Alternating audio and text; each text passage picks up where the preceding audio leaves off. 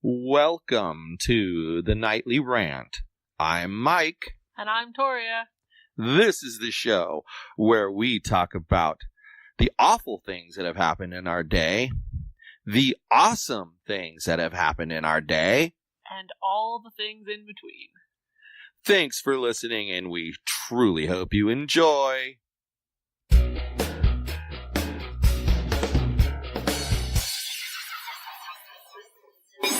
So once again, we'll give away what day it is. It's the day after the election. Well, that's okay. Because I would hope the last episode everyone listened to was the election day one. So they kind of already know what day it is. And apparently here in Orange County, there at the beginning of the day, there was 480,000 votes left to be counted. That's a crap load. That's a crap load. It's a lot. Like 500,000 people left to count. Considering in Orange County there's only 1.5 million voters. And that's just Orange County. But I didn't really mail my ballot, until Thursday? Mm-hmm. Maybe even Friday, was it? No, it was Thursday, because Friday we went to... no. It was whatever day we went to the first attempt at the UPS store. So Thursday or Friday, whatever. But it was late in the... No, it was Thursday, because he said they would pick it up the next day, which was Friday. And mine's already been counted. Well, in June, they said that it was just stuff dropped off or mailed on the day of that gets counted late. Yeah, I guess they have a super efficient system of when they get the ballots, they open them and then they just process them. But I mean, I'm sure the reason you have to fill in bubbles on that thing is I'm sure they use some kind of scanner machine, just like you would do for a Scantron test or something. Idiots. I mean, there has to be. And then they keep the physical ballot in case there's a discrepancy and you do a recount. Mm-hmm. They can manually recount it. But the promised blue wave that everyone talked about didn't happen. Yeah, the Democrats took the House, but the Republicans gained in the Senate. Another country heard from. Duncan likes to bark at cats. And he has a very weird duck-like bark. Hence, the duck-like bark in the background. So, it's going to be an interesting 2 years because nothing's going to get done. You thought the first 2 years were terrible, the next 2 years are going to be awful. Because nothing's going to get done. And in the end, when 2020 comes around, unfortunately, I feel like it just strengthens his chance to get reelected.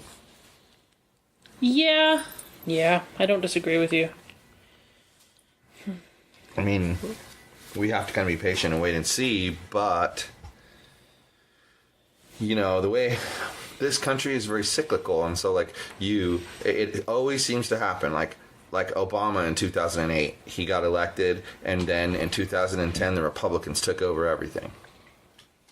He got his butt kicked in 2010. So, in other words, what should have happened this year was the Democrats should have taken over everything. Right. And but they really didn't. No, they really didn't. I mean, they split things down the middle. So, and one thing for Trump, if it had to go one way or the other, this way was the better way. Because the House is the one that investigates and votes to impeach. Mm-hmm. But then the Senate has to be, they're the jury. Oh. So they have to vote to remove him from office or not. I see. So, like, and then they're saying that this has only happened twice in history, and they're not really sure what its effect would have on a re-election attempt, because the only other time that happened, Bill Clinton was in his second term, so he had no re-election attempt. Right. And the only other time was Andrew Jackson, and Andrew Jackson was pretty unpopular president to begin with, mm-hmm. and then he lost his re-election bid. So they say they can't really say convincingly that it's because of the impeachment hearing. I see. So what they're saying is, you know, okay, so if he gets impeached, does that mean he'll have less of a chance to get reelected? Hold on a second. You can get impeached and run for re-election? Well, of course you can if you don't get removed from office. All impeachment is bad boy, you did something bad. Now we're going to let the Senate decide if you get taken out of office, if it's bad enough for that. Okay.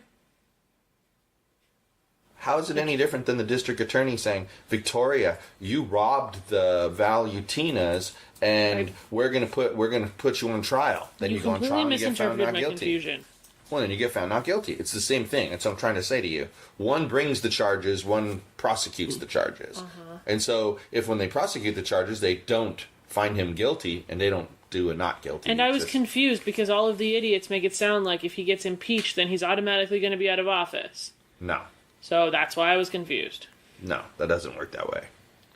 So, the whole point is, is it really going to just be a big old waste of time because the Republicans will never vote to kick him out of office? Are you kidding me? Unless they really think Mike Pence would do a better job. They don't. I think we're in a deep doo-doo all over the place. I think that this just going to create more gridlock, more investigations of all sorts of things. So rather than doing the job that they're paid to do, they're just going to kind of kick back and continue to do these investigations for, God knows how long. I mean, either get it done and focus on getting it done, or get some work done. One or the other. Yeah, doing some actual work would probably be, beneficial. So, then everybody's in an uproar because today Trump asked Jeff Sessions to resign as Attorney General. Well, so he did. And then he brought in a guy who has been very vocal about the fact that he would defund the Special Investigator's Office, the Mueller thing, because he thinks it's overreaching the proper boundaries. So people are saying, well, he asked Sessions to resign so that he could do this. It could be. It probably is. But prove it. Right. That's the problem. Well, I mean, it's why... Okay, obstruction of justice. All right? If a person is wanted for a crime in the house next door, and let's say it's one of the men that visits the house, and the police know the man is there, and they come to the door, and they go, tunk, tunk, tunk, we're here for, John Doe. Oh, he's not here. Well, you mind if we look in your house? No problem. And, John Doe thinks he's really well hidden, but the police find him in there. Guess who's going to jail for obstruction of justice? The lady. All the people. The lady that said, no, he's not there. And that one's cut and dry, right? He's not here, but he really is here. Right. How can you say somebody's obstructing justice based off of a firing that they did? How do you get to the bottom of why they fired that person? So are you saying that you're supposed to accept somebody who you don't think is doing a good job? Because it might make it look that your reason is something different than what your real reason is, which is that he's not doing a good job. Apparently, the critics think that. That's the thing I think is crazy. How do you say what he's thinking when he's going to terminate somebody? Right. Or prove it. Well, I mean, it's why wrongful termination is so difficult to prove. Because it can say any multitude of things. Well, we didn't want to hurt his feelings and tell him that, his job performance was crappy. So we went ahead and fired him we gave him a different reason for firing him. Well, then that employer's an idiot. But that's how they get away with it. That's how they get away with wrongful terminations. They wind up not giving you the real reason for your termination. They're firing you because you're a woman. You think they're going to tell you they're firing you because you're a woman? And then That's you're what going to go example just said. And then you're going to... No, they give you a different reason for firing you. They don't want to hurt your feelings and tell you they're firing you for a woman. So they say to you... Well, you said... You came in late today by 30 seconds. We don't tolerate that, so you're fired. Okay. Makes sense. And the fact is, that's why proving wrongful termination is so dang difficult. because you have to get inside the mind of the person that's doing the termination. I just don't see how you do that. Seems pretty impossible. Just like proving anything. So there's that. I don't know that it's impossible to prove things. Prove that somebody intended to kill somebody else. Prove the intent. You find that they took somebody, bound them up, poured gasoline on them, and burnt them, right? That's how they died. So you determined that 3 days ago they went to Home Depot and they bought rope and a can for gas. But if you don't have any of that evidence, prove what's in their head. You can't. It's the same thing as anything else. You can't prove what's in somebody's head. Okay, well, that's different than what you said. You said you can't prove anything. Okay. And I'm trying to say that when there's evidence, you can prove things. Of course, when there's no evidence, you can't prove things. How can you prove what's in someone's head? Well, what if someone says to someone else, I'm going to get rid of that guy because I don't like how he looks at my secretary. And then he fires the guy for being late. And then the guy sues and says, well, he fired me because he was dating his secretary and he thought I was going to steal her away from him. Then he just brings the other guy in and says, what did he say to you? Oh, he said, I'm firing you. And then the employer brings in the lists of the 97 times that person was late. And you just gave the exact example that I gave 5 minutes ago, that they use a different tactic to get... They got rid of you because of this, but they use this long list over here of other things that they make up. But then I would say that that lawyer would put them to task and have them prove all of those things. Prove to me he was late on those days. Show me the write-ups. Prove to me the dude actually fired him because he was looking at the secretary and that wasn't just a offhanded comment. This guy over here made the comment. I mean, of course it's up to the jury to decide in the end, but that's evidence. You know, the other way, you say, all right, you're saying he was late for work and I'm supposed to just accept your word. Show me the write-up for him being late for work. Because if there's no write-up, you can't use it. That's why when I worked at Restaurants on the Run, our human resources director, I wasn't big on write-ups. I didn't like to write people up because my end goal wasn't to terminate people. My end goal was to make them into better employees and keep them for a long, long time. Okay. And I was strict enough about, you got to be on time, you got to do the job, you got to meet your goals, etc. But they would breathe the wrong way, and she'd be like, oh, you need to write them up for that. Well, I'm not going to write them up for that. Well, why not? Because to me, what do I care? So she took 3 cigarette breaks today instead of 2. Do I care? She got 45 things done this week. She's 100% on her goals for the last 3 months. Do I really want to give an employee a problem because they took an extra cigarette break after busting their ass for 3-4 months? Hell no. But that's what corporate America, they want you to write everything up that someone does. Because then when they want to fire you, they've got their reasons to fire. They can fire you for any reason they want because they've got all this record built up. I remember when I got written up for leaving 5 minutes early despite the fact that I'd arrived half an hour early all the days that week. But my boss was trying to fire me. Where was that? The same shithole that I worked at before I moved here. Ah. That's interesting. Mm-hmm. Before or after I knew you? Probably after, but very early. Huh, interesting. I think that's a chicken shit way to handle an employee. It was right after said supervisor got the supervisor job. See, like you're talking about, half hour early every day is 2.5 extra hours you give to somebody, and then you leave 5 minutes early and they're going to write you up for that? Nah, I don't think so. Especially when it was a salary job. Yeah, I don't think so. I don't think so.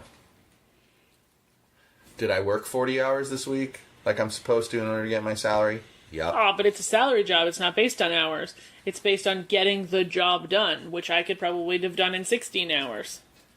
Yeah. So really? Yeah, but they do say that employers have a right to expect a salaried employee to work a minimum number of hours in a week. So that's where my comment came from. But I see your point. I played a lot of Candy Crush with that job. We'll go with that. Because I personally think that's like having, developers who work for you, and it's like, I don't care if you work 2 hours a day or 22 hours a day. What I care about is that you get the task finished. Make sense? Yeah. So, I don't know, Here it comes.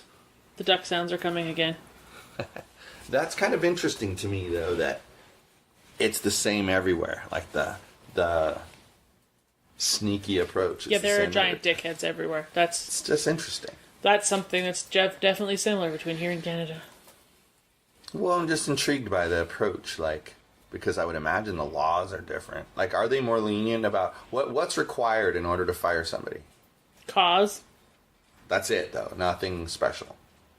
Probably write-ups to prove the cause. See, that's what's interesting. It's like California is an at-will state, meaning your job can be terminated at any time, and you have no expectation that you're going to keep your job forever.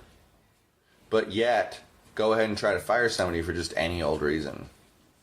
You have to lay people off if you don't really have a reason. But then you can't... Like, they laid some... That job that I was just talking about, they laid some people off in one of the departments. Right. But then you can't replace those people if you've laid them off. Because then, you've wrongfully terminated them. And so that they just had to pass their job responsibilities on to somebody else that already worked for the company until the right amount of time had passed. And then rehire. And then they would rehire. Yeah. So they fired 3... Similar to here. They laid off 3 people from upstairs and hired a new accounts receivable person. And that person was supposed to take on those duties. Just kind of ridiculous, but... Interesting. And they honestly expected that one person to be able to do those 3 jobs? Well, they passed some of the stuff on to other people. They probably actually needed to lay off 2, but also wanted to fire the 3rd one. Still 3 jobs you gotta cover. Yep. So you replace one and spread out the work for the other 2 elsewhere. Mm-hmm. Yeah, they do the same thing here. They do the exact same thing here. I don't think employment laws are that different in both places. It's intriguing, though. But then, back to the election situation, still didn't get a big turnout for voters. I mean... Something says it's 41%, though. That's almost double how many people turned out to vote in the primary. 41% where? Here? Uh-huh. Yeah, in a Democrat-controlled state, of course you're going to have higher, because the Democrats were the ones who were energized to vote. I'm talking about across the whole country. The number I saw was 21%. People don't give a shit. 21%. People don't feel like their votes matter. Okay. So Judging by social media, people give a shit. All they do is bitch and moan and bitch and moan and bitch and moan. And he's a thief and he's a gangster and he's going to ruin the country. But then they don't vote? Really?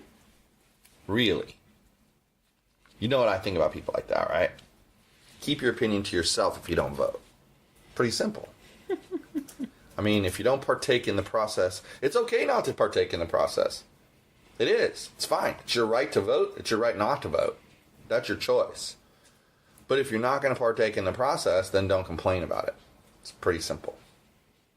I don't know. Time magazine says 2018 could be historic for voter turnout.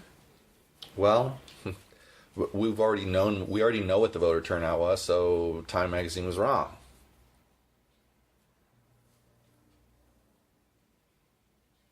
Are we going to have awkward silence while you read your phone? Yeah, we are. I see. I'm trying to read the stupid article and find out what it says. Calm yourself. So certain states are having 20-year highs in voter turnout. Because they're Democrat-controlled states. Or did you miss that comment I made? So Florida's a Democrat-controlled state. Yeah, actually it is. That's not what you said yesterday. It's now a governor of Florida is now a Republican. And yes, lots of Republicans won there. But it was Democrats that control it. The main county where Miami is, 100% Democrat. Okay. No chance for a Republican to win there. It's like Los Angeles. People who are Republicans that want to move on to Congress, they move to Orange County. They don't stay there because they'll never win there. Ever. It's like Hillary Clinton won Los Angeles County 90% to 10%. It wasn't even an election. It wasn't even close. Might as well not even bother and wasted the money. It was that much of a foregone conclusion. Okay. I'm just telling you what the article said. Breaking records for voter turnout all over the place. But clearly it doesn't matter. In any event, duck barker over here I think he's going to try to figure out how to break through my gate. seems to be harassing cats. Oh, Olive ran through the dining room, and then she sits on the other side of the fence over there and watches him and antagonizes him because she's a bitch. And she thinks it's funny. You know what? When he does try to find a way to escape is when you know he's feeling 100% better. Mm-hmm. But it ain't going to happen until he has some weight on him because he doesn't have enough energy. Although he's moving hella faster than he was moving before. I know. What I think we're going to see next is him halfway up on that box right there that I made for Odie. Yeah. But as soon as Odie leaves, that box moves too. So there's that. That's another thing. The Odie man. He's going on another vacation. He's only here for one more full day, and then a morning, and hasta luego. Did she give you a time that she's coming to get him? 11:30. Ooh. 11:30. He's going to get a bath tomorrow. And the Chiweenie will be hasta luego. Gone. Huh. Huh, Mr. Chiweenie. Anyway, we're done with election discussions until the local results are final. Right, because Like I feel like either way, some of those elections, I'm going to have something to say about them. There's something new coming for those of you who are listening. It's a new news site, local news site called the Buena Park News. It's coming probably sometime at the end of November, would be my guess. But it's already capturing news and publishing it, so there'll be something to read from day one. And a lot of important links to city resources, including Knott's Berry Farm and Soak City. Those are the most important city resources. And if you live in the area and you want to be a contributor, and all a contributor has to do is you've got to commit to writing 2 articles a month. That's pretty much it. And if you commit to that, we'll give you, if you run a business or you work with a business that needs advertising, we'll give you free advertising just for being a contributor. So send an email to info@yogispodcastnetwork.com. Now, there actually is an email address for the website. However, I'm not ready to give that out yet because then you'll know how to find my website. And I'm not ready for that. So we won't be going there yet. So anyway, it's going to be fun. Like I said, there's, what did I say, 480,000 as of this morning we're left to count? Yeah, but I think they counted like 100 and something thousand today. Well, and that's the thing. The vote count only changed by maybe 20 votes. Yeah. In the election we're talking about, which we're not going to discuss the name yet. There's going to be more. I don't just think they haven't hit the pocket of them yet, because it's unreasonable how low the vote numbers are for those 2 places. Yeah. 3 places. All 3 of them, even. The problem is this is the first time there's been a district election there. So you can't even go back and figure out approximately, like, okay, in 2020, you have an estimate of how many people are going to vote. But you can guesstimate that they broke the city down by population-ish. So you can use the 2016 results-ish. They should be similar. Well, but how? Because, okay, in 2016, there were 2 districts that were up for election. Right. 2. Uh-huh. Okay. And one of them, the person, the winner had like 4,000 votes. In the other one, the winner had less than 1,000 votes. But there was more people in the other one. There was only 2 other people, and the total votes was 2,700. So how was there 4,000 over here and 2,700 over here? It should still be more than 400. Well, but here's another, and here's, well, they are. They're 900 and something right now. It should still be more than that. But my point is, you'd have to know what the voter turnout is, etc. It's almost impossible to figure this out because even within an area, we might have had in 2016, we might have had a 35% voter turnout in this district, but only a 20% voter turnout in the other district. So even if they had the exact same number of voters in both districts, the numbers are going to be different. And that's what I'm saying. Without a history of how an area does in a presidential year and how they do in a midterm year, you can't figure that out. There's just no way. because history is what you need, and we don't have it. Plus, I'm not convinced that they did it by equal number of people. I think they split it geographically by a number of square miles, in which case there's going to be areas where there'll be a lot less voters because there's a lot more businesses. Well, then they did it the wrong way, because that's stupid. Just saying. I don't know how you would map Buena Park as I think about it, because the population is kind of sprinkled in on the edges, and then there's like entertainment, restaurants, and businesses in the middle, and then on the far end is, what do you call it? Industrial. So how would you cohesively map a district with the number of people so that it covers the entire city? Because there's also always the possibility that amongst all of those businesses are 5 houses that need to get counted. Okay. So how do you map it to include those 5 houses with the 15,000 that are over here? You know where your population lives. So those 5 houses over there would get lumped in with somebody else. I understand that, but what I'm saying is your map, when you look at the maps and you put all the districts together, it has to quite literally cover the boundary of the city, right? So if there's an entire patch of the city that has 0 population, like Stanton, there's in a 9 square mile city, there's a 1.5 square miles of actual people. Yet their districting maps have to cover the entire city. They do precincts by population. I'm sure they could figure out how to do it with the city. I'm not sure that precincts are done by population either. This precinct right here has 16,000 people.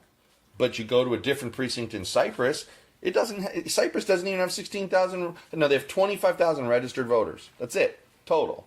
So there's no way they have a precinct that has 16,000 voters in it. It's impossible. I don't even believe I'm not that. arguing with you about it, 'cause neither of us have an answer. I don't even believe this district has 16,000 voters in it, because that would mean there's 90,000 voters in this city. I don't believe that. How many people are in this city? Let's look that up. 90,000? I looked this up the other day because you were So arguing. there's 90,000 population? Yeah. Then there's no way that there can be 80,000 registered voters. Well, there's only 83,000 people. Well, there's no way there can be 80,000 registered voters, because there's 5 districts, 16,000 just in this district, allegedly, based off the voter data, allegedly. So that would be. You can't go by that voter data. It says 7 people live in our apartment that neither of us even know. That's what I'm saying. I don't know how you figure out the number, because if there's 16,000 in this district times 5, that's 80,000. You want Simple to know how math. I think you do it? You count the number of unique addresses. And assume that there's a registered voter at each place. Just one? I would think so, because there's going to be some that don't have any. Yeah, I was just going to say that. It's not an accurate count. I would think if you counted the number of addresses and said there was 1 registered voter at each, you'd probably get a more accurate number than the 16,000. And how would you do that? Remove the duplicates and count the number left? No, what I'm asking you is, who has the number of addresses? Where's that information?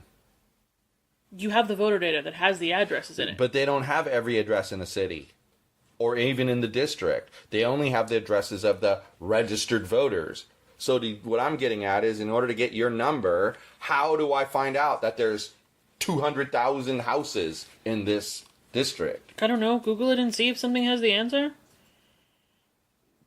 It's like there's too many hoops to jump over to figure that out. I'm sure the city would know, approximately.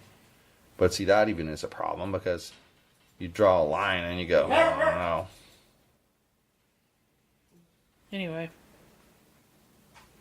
It's not like it's super relevant. It was probably a stupid idea anyway, so. It does say, from January 13th, 2016, it says, a map dividing Buena Park into 5 districts with 1 councilman to be elected from each zone has passed the city council. Blah, blah, blah, blah, blah, blah, blah, blah. It was a year-long process. 30 prospective maps were drawn. The 5 districts have equal number of residents, with each district adequately representing ethnic minorities, a requirement of the state's Voting Rights Act. So what they do is they do exactly what you're talking about. They don't split it by registered voters. They split it by how many houses there are there. And if you think about it, that totally makes sense because, as you said, there could be people living in this house and there could be no registered voter here at all. And then in a year, we could move out and 5 people could move in and all 5 of them could be registered voters. Buena Park has 80,214 people, according to Wikipedia, and only 39.3% of the city is registered voters. So that would be 40,000. Less. So then that makes the voter data really suspect, Yes. because that would mean it would be approximately 8,000. Unless we have although you know what, this is a pretty heavy residential area, so it is possible that this district, which would just be my luck, has more registered voters than other districts for the very reason I was talking about. They did it by population. So you might hit an area where 75% aren't registered or whatever. Or they probably did it by number of registered voters in the areas. But it says in here they did it by population. And that makes sense. Like I'm saying to you, this apartment building has 66 units in it. It may have, at the current time, 25 registered voters. At some point, it could have 130 registered voters. So that number fluctuates. So you couldn't do it based off of number of registered voters because that number would change year after year after year after year after year after year, and you'd have to keep redrawing your lines. But if you do it by how many houses there are, like you said a little while ago, that way makes sense. If they actually had a national database of everybody and did voter registration by that, like Canada does, they wouldn't have the problem of saying 97,000 different people live in this apartment specifically. Huh? When you file your income taxes in Canada, your voter registration address changes to whatever that address is. Okay. So nobody's going to file their income taxes to an address they used to live in 5 years ago. So the voter registration is more accurate as to where people live. And if it's out of date, it's only out of date by a year. I know that some counties prune the voter registration data. Like if someone new registers at this address, they go back and they clean it up. But a lot of people are against that because they say they could be taking out voters who actually do still exist in that address. That's why Canada does it by your income taxes. But what I'm trying to figure out is, when is your income tax due there? April. And when are elections? October. See, so you're saying that it would be your address as of the previous You time can change it paid your anytime taxes? you want. You can contact the government and change your registration if you move. You're supposed to anyway. When you move, contact the Canada Revenue Agency and change it with them. But that's when it updates, is in April, or when you file your taxes for everybody. It also... Are you required there to give your physical address? You give a physical address and a mailing address, yes. See, here we're not required to do that. We're just required to give an address. So if I gave my P.O. box, it wouldn't work. The only way they could do that is to require a physical address. That'd be the only way. Then it would work. Well, actually, they can't require a physical address. I never changed my address from my parents' house, and they don't have a physical address. But then that means you're registered to vote at your their parents' P.O. address. box. At their P.O. box, I'm registered to vote. Yeah, but... Which is why it was so difficult to vote when I voted in Northbridge. Yeah. Makes sense. But I mean, I don't know. I don't know what the solution is. I mean... But that makes more sense than what they do now, because right now, in 5 years, you could live in 5 different states, register to vote in all of them, and then you're a registered voter in 5 different states, 5 different times. Well, okay. I think that the only change that I would make is I would require your social security number on your voter registration. And just like when you go to get a driver's license at another state, what they'll do, okay, let's say we moved from California and we moved to Colorado. And then I go to get a driver's license in Colorado. Colorado can ping all of the state DMVs, and say, does this person with this social security number have a driver's license in your state? Because if they do, you need to deactivate it immediately. And then they deactivate it. Mm-hmm. I would say if they added the social security number, one of the reasons why they spread out voter registration to the states is to avoid corruption. If it's all in one database, someone could be at the federal level feeding data into it that doesn't exist. Dead people, whatever. But by spreading it out by state, it's less likely for that to happen. But you're right. The loophole is you could register in California, then I could register in Colorado. Now I'm registered in 2 places. Right. And unless I tell the California people they don't know that I'm not registered, they could mail me a ballot and I could fill it out and turn it in. Do you want to know the other added benefit is? All Canadian citizens are registered to vote. Yeah. As long as they file taxes. I mean, I totally honestly, respect that there are people who don't file their but taxes. honestly, judging by the voter turnout, wouldn't matter. It wouldn't. But Joe Blow, who The just turnout decides numbers would just be lower, that's all. Joe Blow, who just decided this year that he's pissed off that the government wants to go and vote, doesn't have to go and register to vote because it's already done. So nothing can stop him from voting. most states here do it when you get your ID or your driver's license. There's got to be a better system than what it is right now, that's all. But I would think that if you had your social security number, then when I go to register to vote in Colorado, they ping all the voter registrars across the country with that and go, if you have them on your rolls, you need to remove them because they just registered to vote here. Because after looking at that voter data that you got for your election, it's garbage. Like, it was so inaccurate it wasn't even funny. Yeah. Like, we'd never even heard of any of the people that lived in our apartment with us, apparently. Yeah.